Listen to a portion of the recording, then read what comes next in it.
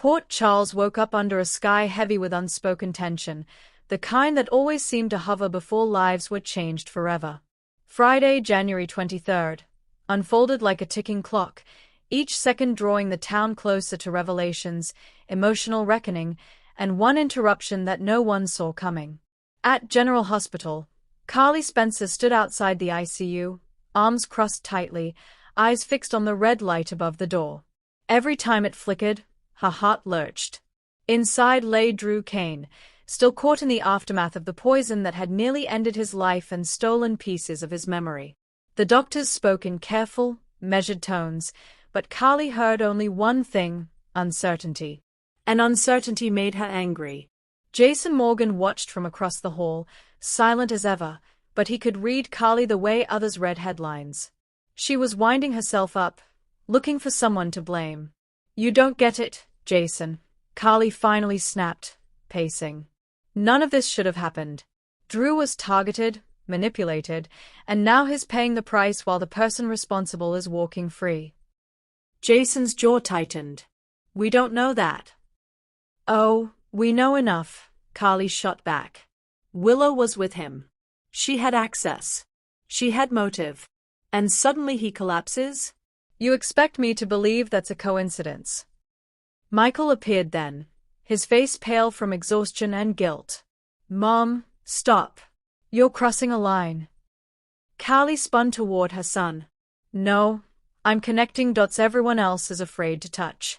You're defending her because you love her, but love doesn't make someone innocent." Michael's voice trembled. "You're talking about the mother of my children." "And I'm talking about the man who saved your life more than once," Carly replied fiercely. "Someone poisoned him, Michael. Someone close."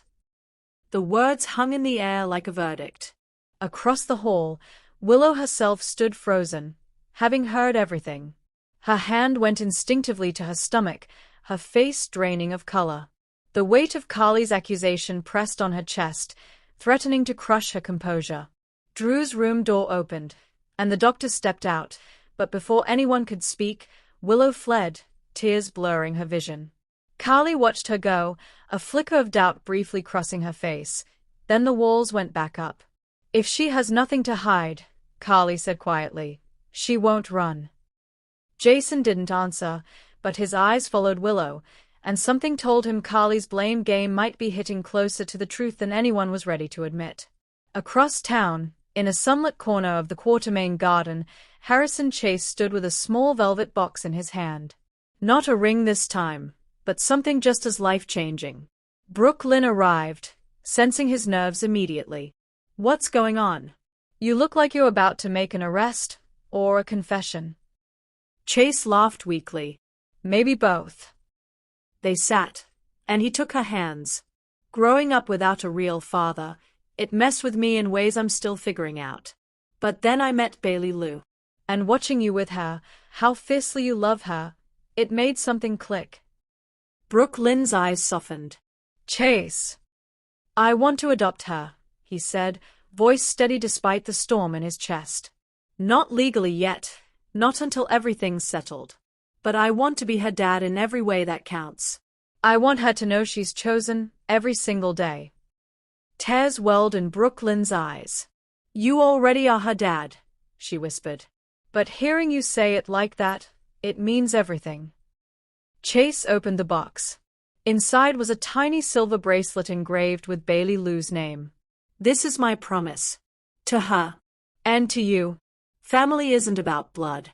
It's about showing up." Brooke Lynn threw her arms around him, emotion overwhelming her. For a moment, Port Charles felt still, wrapped in the warmth of hope and new beginnings. Until a shadow fell across them. Ava Jerome's heels clicked against the stone path like a warning bell. She'd been watching from a distance, eyes narrowed, lips curved in a knowing smile. "Well," Ava drawled, "isn't this domestic bliss charming?"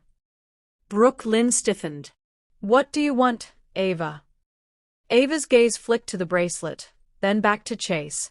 "I just thought you should know, big plans have a way of colliding with inconvenient truths." Chase stood. "If you're here to stir trouble, you can leave." "Oh," I never stir, Ava replied smoothly. I simply reveal.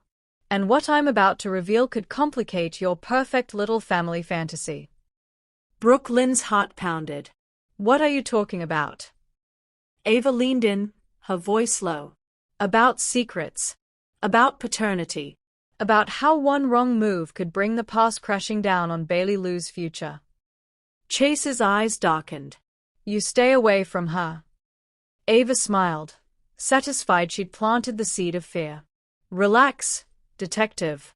I'm not the villain here. I'm just the messenger. But remember, messengers have a way of getting shot when the truth hurts too much. With that, she turned and walked away, leaving Chase and Brooke Lynn in stunned silence, their joy now shadowed by dread. Carly stood alone by the window, the city lights reflecting in her eyes. Michael had gone after Willow. Jason had stepped out to take a call. And for the first time all day, Carly felt the weight of what she'd started. What if she was wrong? But what if she wasn't? Her phone buzzed with a single message, new lab results. You need to see this. Carly's pulse quickened. The blame game was far from over. And in Port Charles, the truth always demanded its reckoning. Friday, January 23rd ended not with answers, but with fault lines splitting open across families, lovers, and friends. And as Ava's shadow lingered and Chase's dream trembled, one thing was certain. The storm in Port Charles had only just begun.